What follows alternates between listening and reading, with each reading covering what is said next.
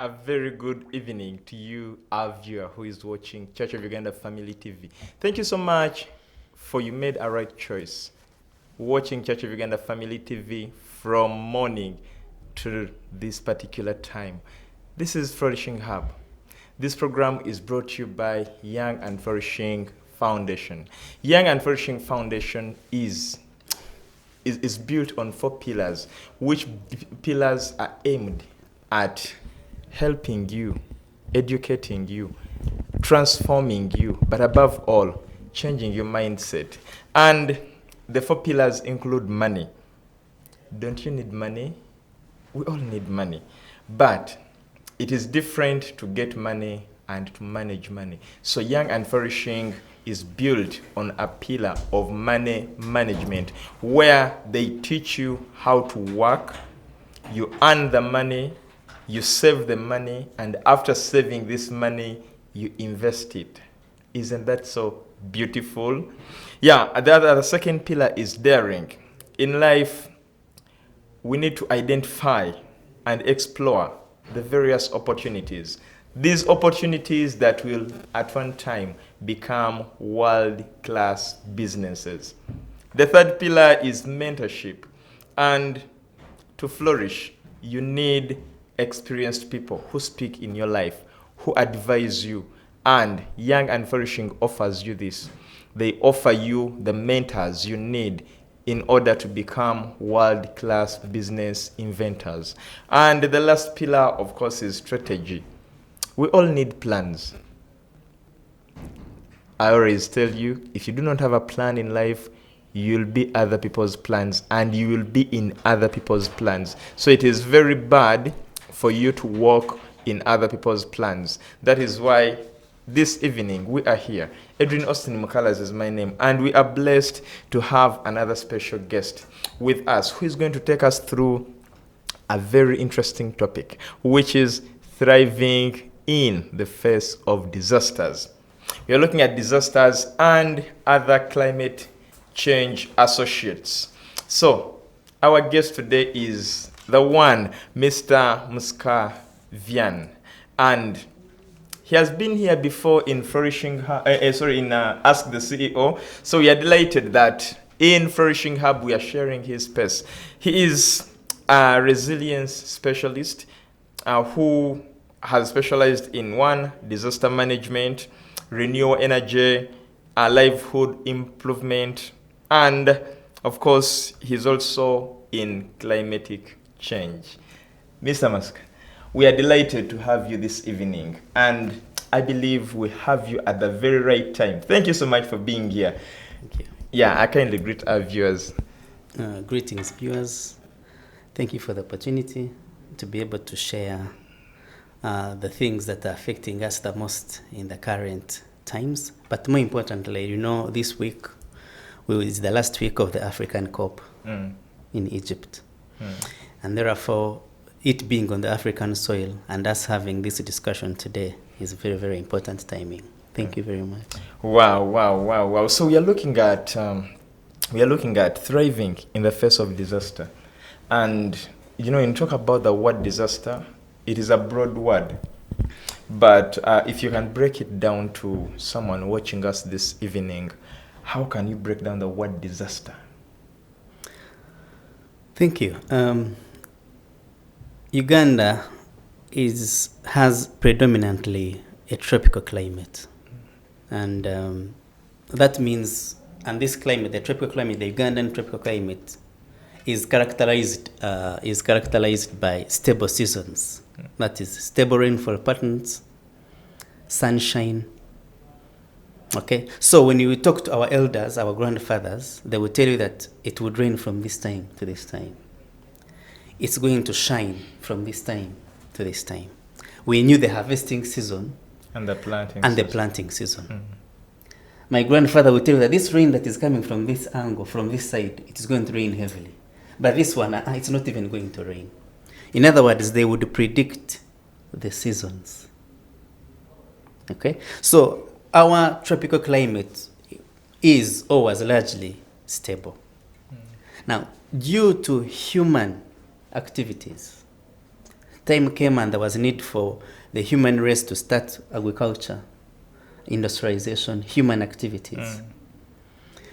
And these human activities, science indicates, evidence of science indicates that these human activities, they have led to the release of what we call greenhouse gases in our atmosphere.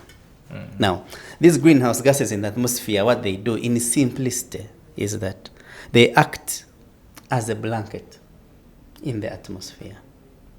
What happens is that when the sun hits the ground, it reflects. Yeah. Now, because these greenhouse gases, one of them is carbon dioxide, the predominant one, is that they form a blanket in the atmosphere, and this reflecting heat will not go back to where it is supposed to go in the atmosphere. It stays within our environment. And that's what we call global warming. And because these heat waves are staying within our atmosphere, and our Earth system was not designed like that, they lead to global warming. They lead to our Earth to start warming and begin to affect us in different ways.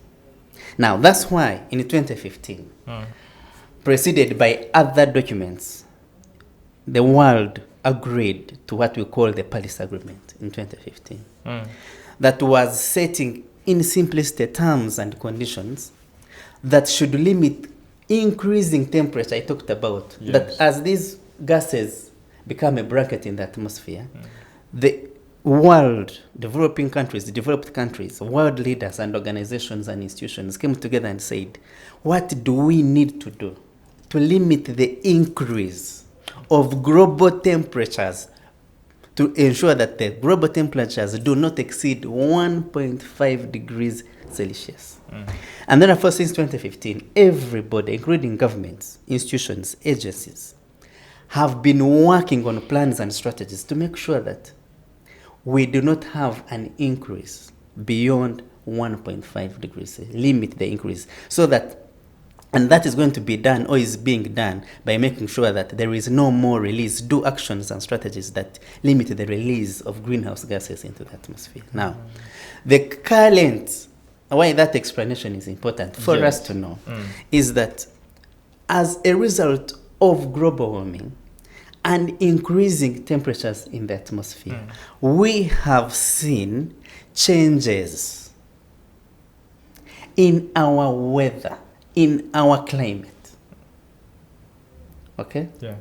And therefore, when we talk about climate change, ladies and gentlemen, it is the average change of weather over a period of time. In most cases, between 25 to 50 years. So what has happened is that because of these greenhouse gases increasing in the atmosphere, they are leading to changes in our weather, globally speaking, at a global scale. Yeah. And so what is happening is that we are having developed countries are the biggest emitters of greenhouse gases or biggest contributors of global warming. And now last week and this week, we have the COP27 that is happening on African soil in Egypt. And still the discussions, it's being discussed. Actually, the UN Secretary General said a statement that we on our highway to hell, and we are keeping our foot on the pedal. We are still driving. In other words, we are not Yes, we are not reducing now. And I want to come to your question. So I've given this history for us to understand. Yes. So as a result of changes in our weather, at local level, we are beginning to say that now you and me now may not predict how long it is going to rain. Exactly. We are not able to predict, like our forefathers used to do, how long the sunshine is going to take. It is even very hard these days to tell at what time it will rain or it will not. And I'm coming. And therefore, you'll find that because now we can no longer predict when it will rain or when it will shine, or how long it will rain, or how long it will shine, then what is happening is that because of this, we are seeing changing weather patterns, even at local level, even at micro level. And what this means now is that as a result of this climate change, rain is coming it is unpredictable, as I've already said.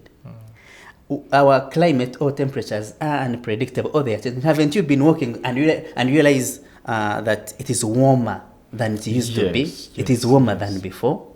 Or on a certain day, you say, but this sun, even at micro level. And so what is happening is that when it floods, the flooding happens more frequently, but with more intensity.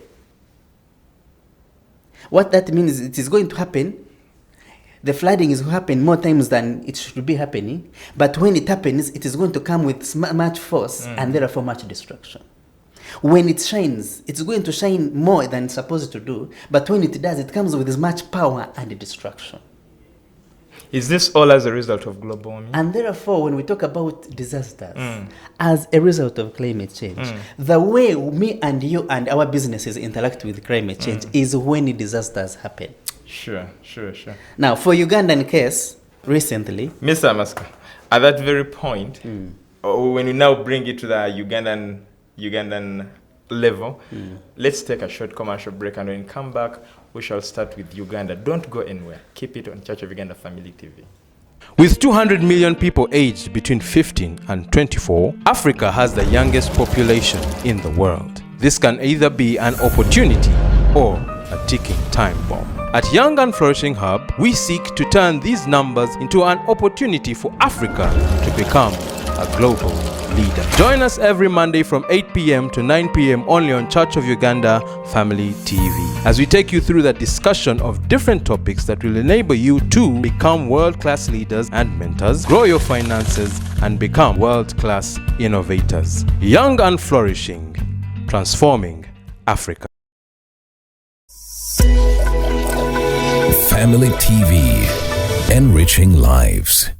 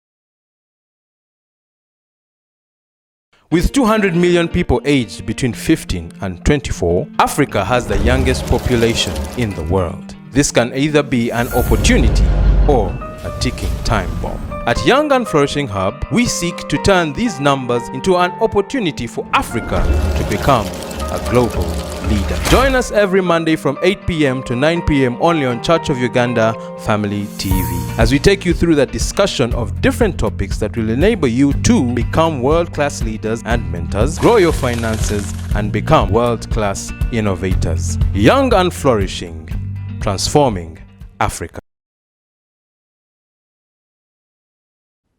Young and Flourishing, transforming Africa. You and I make up Africa. That is why this program is very important. You're watching Flourishing Hub. Edrine Osteen Mukalazi is my name, and we are with our guest, who is Mr. Mukisa Ivan, and he's taking us through, in the first part, he gave us a broader interpretation of the word global warming.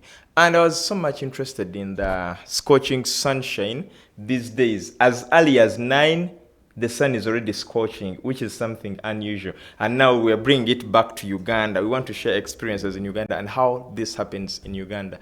Mr. Maska, let's continue from there. You see, when we talk about climate change and associated effects, in other words, what we are talking about is that the way you and me interact with climate change is through disasters.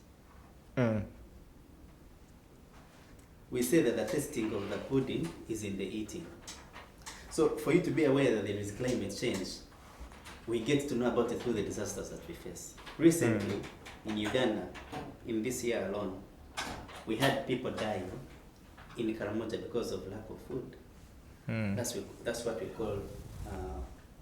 what we call food insecurity.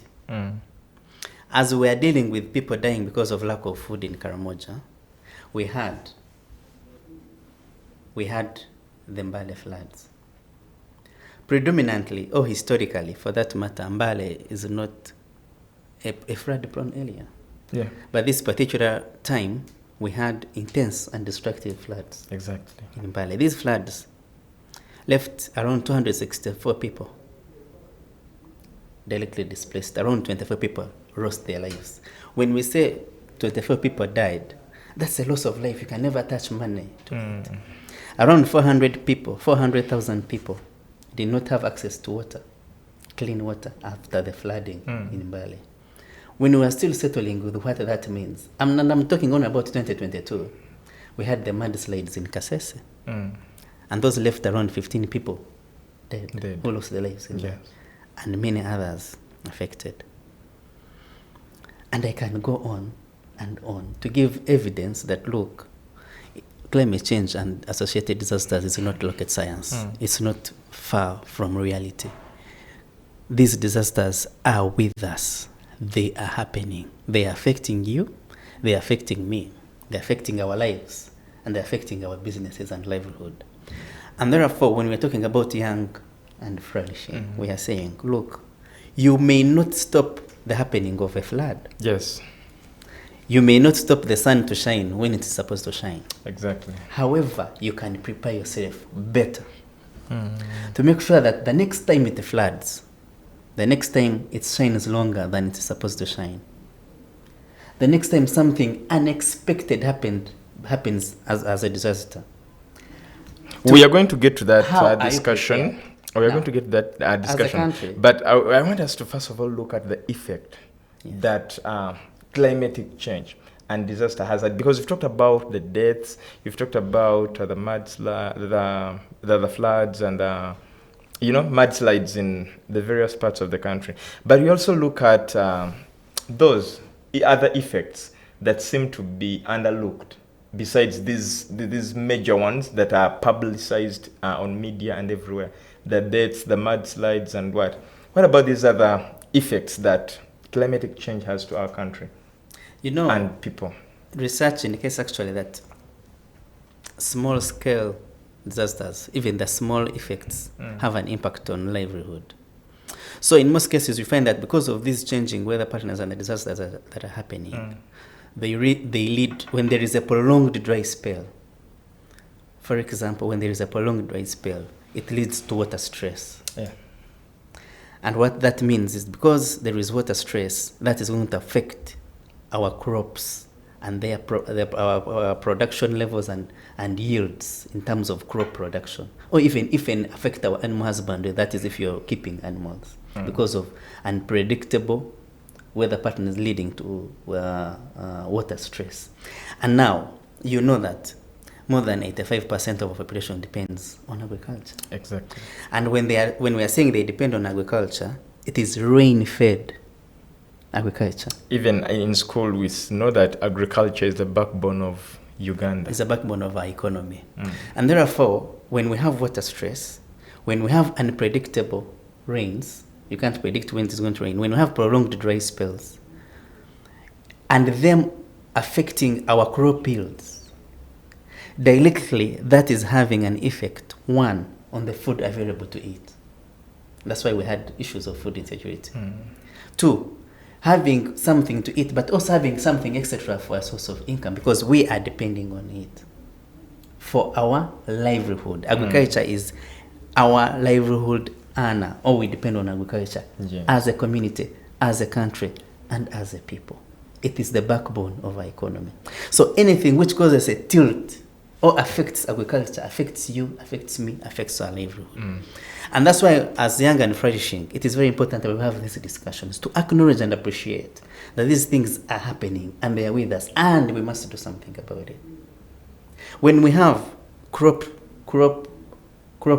pests and diseases break out, what happens with effects of climate change and increased temperature is that you begin to have diseases begin to break out in places where these diseases should not break out, affecting human life, but also affecting our crops, And the agricultural Have output. you thought about why we are having an Ebola outbreak in the middle, in Mubenda and Kasanda, not on districts Like that are Gulu, adjacent, Arua.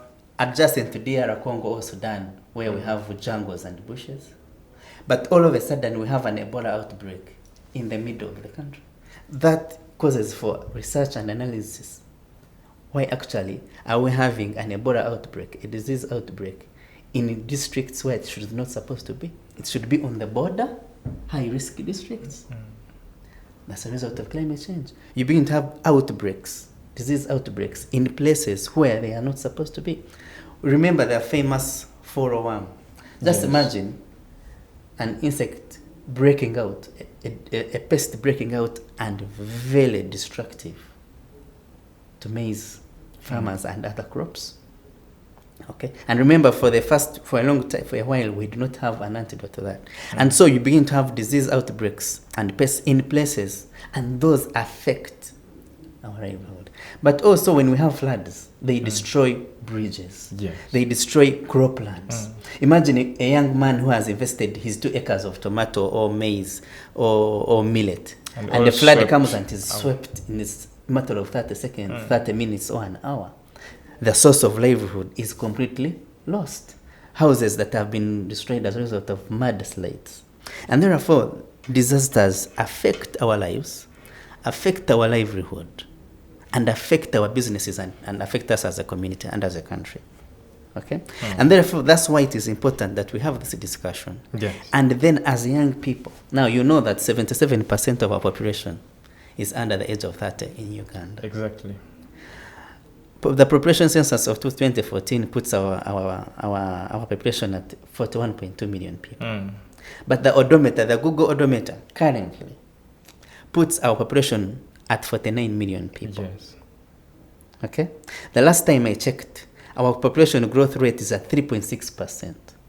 So when I checked and did the calculation, that means that Uganda adds on 1.2 million young people every year. Day. Every year, sorry. And these disasters will continue to happen. And this is happening in the face. We are just recovering out of COVID-19. And each one of us is grappling on how we thrive, how we do better, how we recover. Each one of us as an individual, whether in a home, whether in our businesses, whether in our single lives. Every system and structure is dealing with the current challenge of then how do we recover and get back on our feet. And because everyone is grumbling with the how question, because even as we speak now, we don't know the fate of this outbreak of Ebola. We are still in suspense and you know, we don't know what will happen next. Lockdown or no lockdown. So, and that's why today we are talking about how do we thrive exactly in the face of disasters. Today we are dealing with Ebola.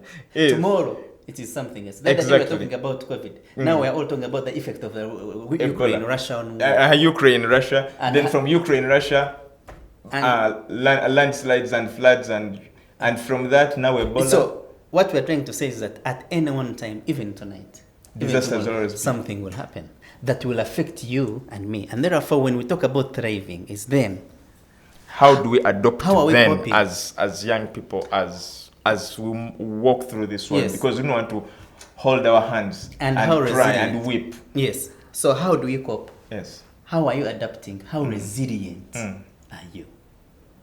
that is what we want you And to, how to- prepared to share with are us. you to make sure that as these things continue to hit us and happen, then you're able to manage and thrive. Because the thing is, these things are going to continue to happen. Okay?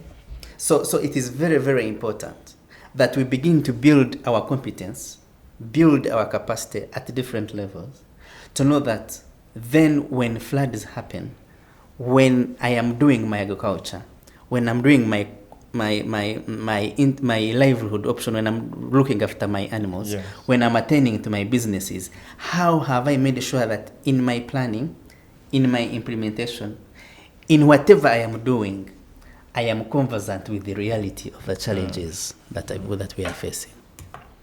Wow. That's very, very important. Wow. So you don't bury your head in the sand like as if nothing is happening. Okay. In other words, if it rains, I don't stand at someone else's shed and wait for the rain to stop and then I continue moving. I should find ways of moving in the rain, much as the rain is there, but I come out safe. And exactly that's what we're saying, that if it is raining, then you either, depending on the intensity of the rain, you either need an umbrella and gumboots To walk, or you need a boat and you start swimming. That's what we call adaptation. but not standing at someone else's shed and you just watch it fall until Here, stops. I think it is at the different levels, but here we require a corporate responsibility, but also much more important, individual action. Yes. And therefore, this is where now we are talking about, in the face of the disasters that we have, and which are a challenge to us as individuals and as Ugandans, then it is important that, one, you prepare yourself as an individual and work collectively as a team. And therefore, one, we need to appreciate government efforts to begin with in the current challenges. And to realize that as government, they have been able to do some things as part of preparation. And to begin with, for government, is to put in place a favorable policy framework, a legal framework. Because you see, everything we do, even me coming here, if anything happened, there is a legal basis and background for it. That whatever we do in this world, as we live, has a legal basis within which we operate. As far as managing disasters and effects of climate change are concerned, the Ugandan government has been able to put in place certain policy frameworks that are critical and inform the different things that we are undertaking as individuals to improve our livelihood. Now, as we all know, there is gravity. Yeah. Whether you appreciate, whether you acknowledge, whether you recognize, it is important for you to know that, for example, the Ugandan government in June this year approved the first ever Uganda Disaster Management Plan. And this Uganda Disaster Management Plan spells out what actions and different things that should be done in the face of the disasters that we are having. But in addition to that, we have the climate change policy assented to by the president. Okay? And again, this is on the part of government trying to make sure that they have put frameworks within which we can adapt, we can plan, we can implement, we can do whatever is we want to do within our means in the face of disasters. So where do you think most of these disasters find us unaware? That you can never predict that there could be something of a kind. I'll talk about floods. Each time floods show up, they take us by surprise. And after them, destroying people's property and maybe lives, that is when you see people moving up and down for help. Historically, we are more a reactive community. Something happens and we react or we respond. But the cycle of disaster management is basically in three. The cycle of disaster management is in its three cycles. One, to begin with, is preparedness.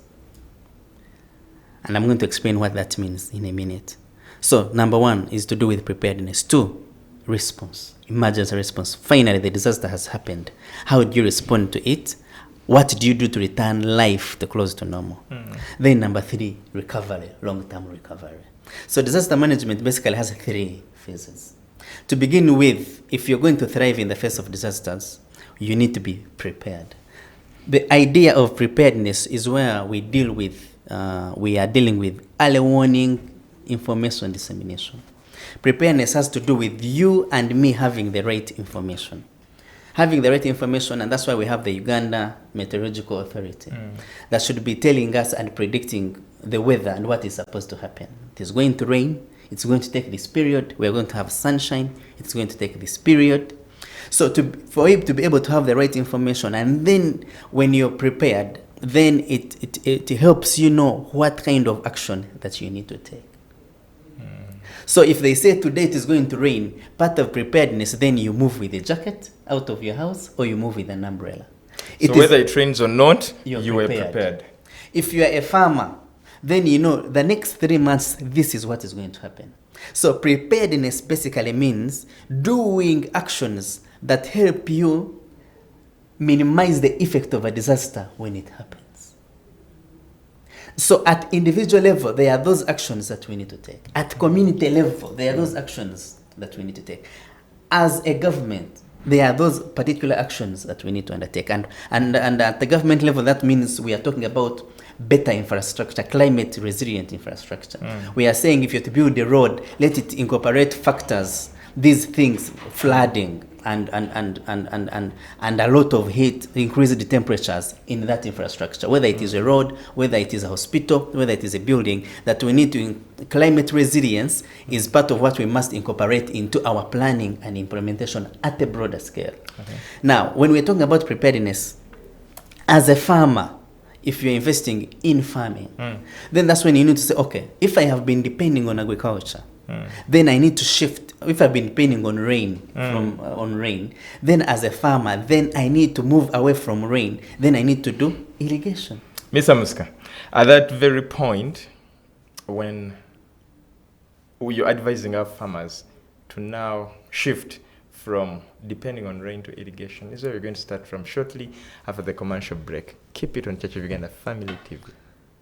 With 200 million... And I remember that I'm one of the victims in the past drought spell. I was with some other colleagues. The demonstration farms. So we carried out agriculture on different pieces of land. And when disaster showed up, some of us now sat aside and started weeping. Wow. And that's what I was saying, that to be successful at farming, whether it is crop farming or animal husbandry, you must solve the water question. Okay, and that's why we are saying that it is important that we shift away from rain-fed agriculture to irrigation, promoting community-managed irrigation schemes. Community-managed irrigation schemes, this can be at different scales, at an individual level, but also at community level. Okay, we must ensure that we can utilize our water resources effectively and sustainably, but especially to spur our agriculture. Okay, that you can have the water to utilize to irrigate or to support your crops when you need it, whenever you need it, and we have sufficient water resources. Now, there are areas that have sufficient water resources, bridges, okay, that have rivers and lakes, and we need to tap into that water and begin to both encourage water for domestic use, that's household level, for drinking, for cooking, but now also tap into water for productive use. And that's why we are saying we need water for productive use in terms of using it for irrigation. And there is a technical expertise to support you to be able to do that. But we are also saying we want you to begin now to embrace climate smart agriculture. Please dwell much on now, that. When we talk about climate smart agriculture, that means, to begin with, it is increasing productivity of the available land for crop production.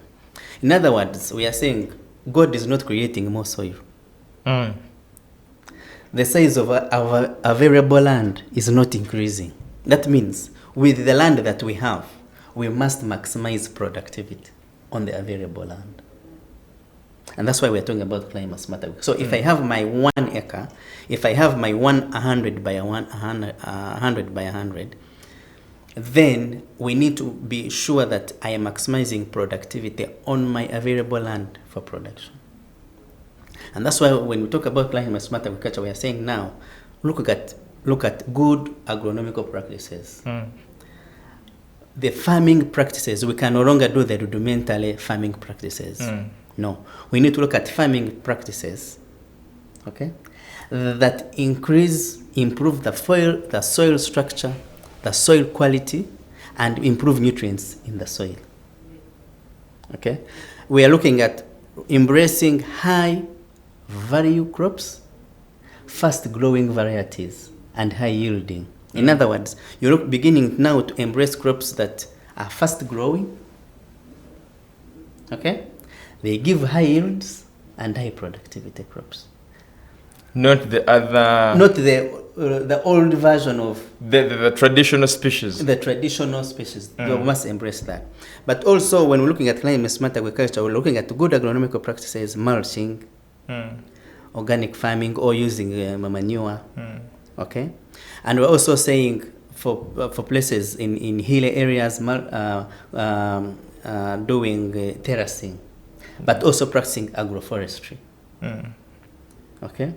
And we are saying, so climate-smart agriculture, we are saying that there must be those varieties, but also, in addition to having high-value crops, fast-growing varieties, we are saying good post-harvest handling.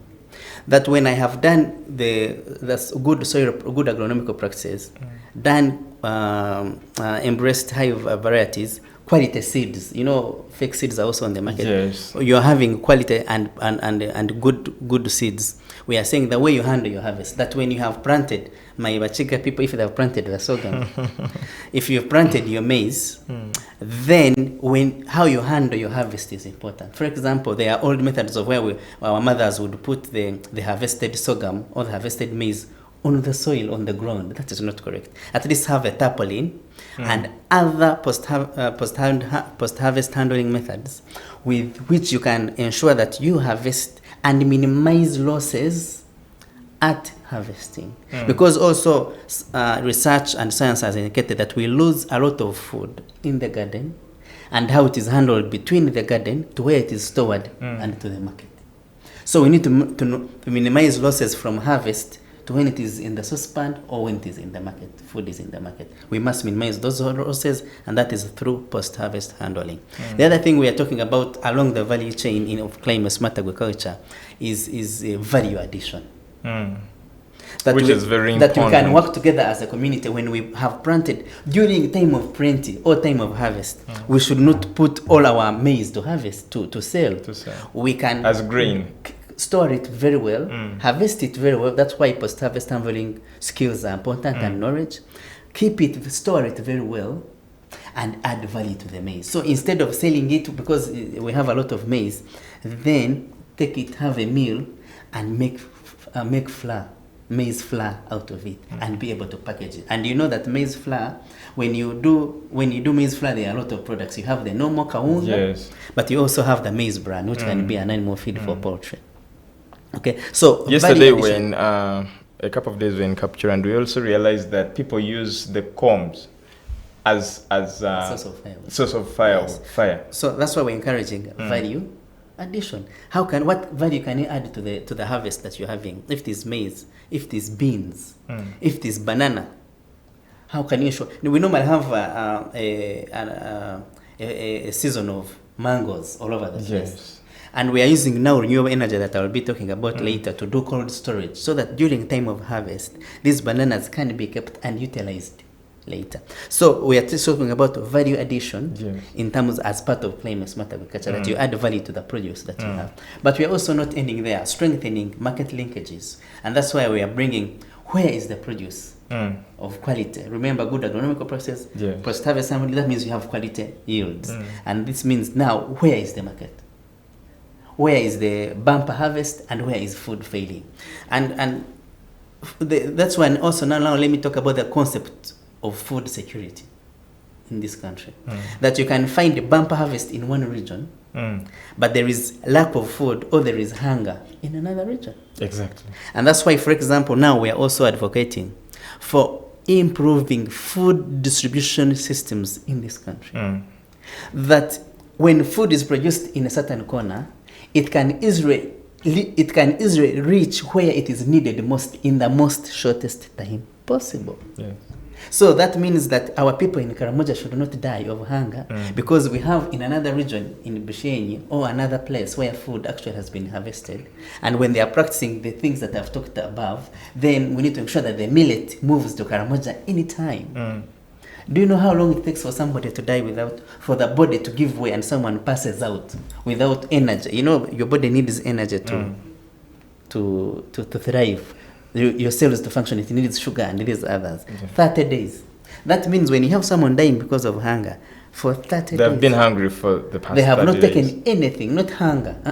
They've not taken anything. They have not taken anything that will cause their body to function. In simple terms, it takes 30 days.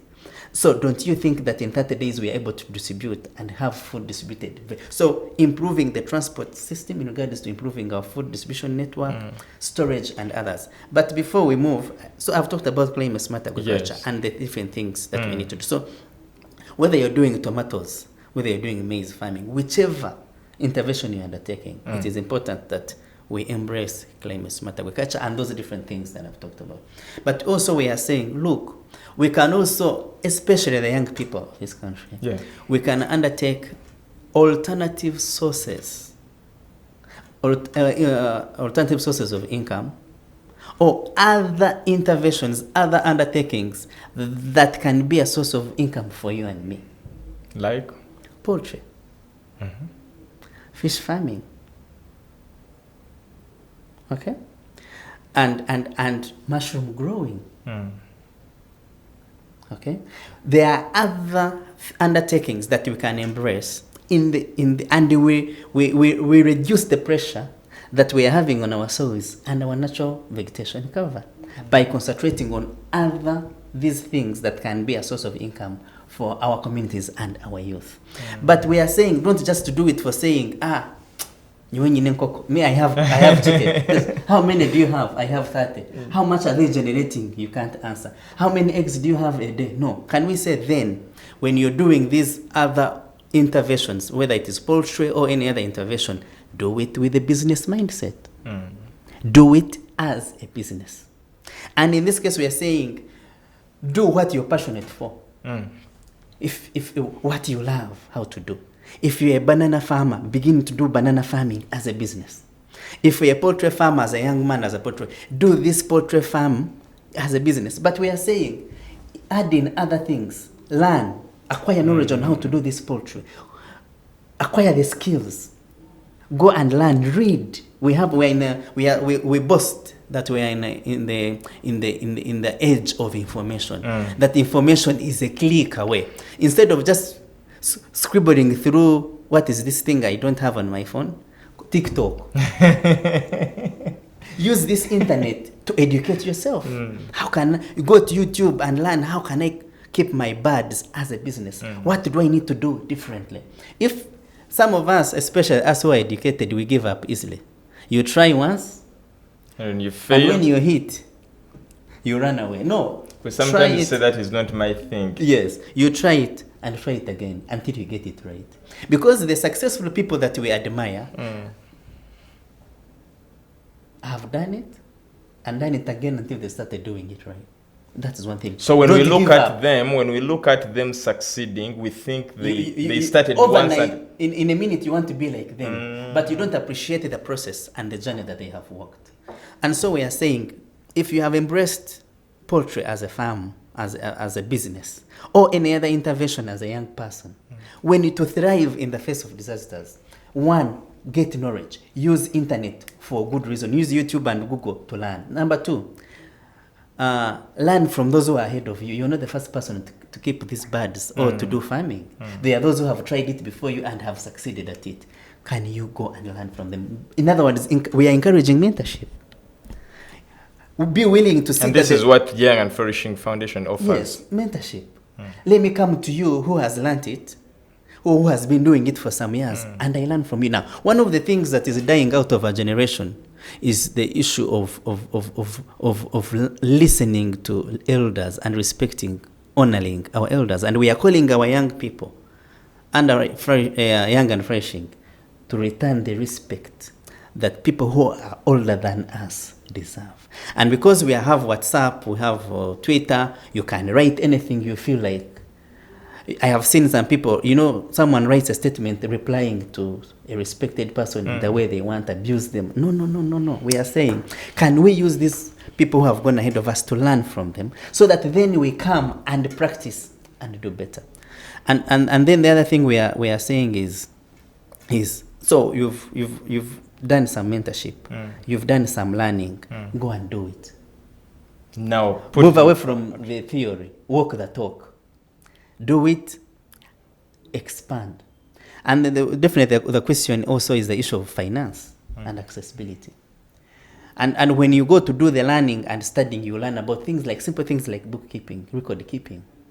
Okay, so that they give you a basis. If I come and want to do an analysis of how your enterprise has been performing, you can't give me a record. You can't give me evidence that something has been happening. Everything is in your head.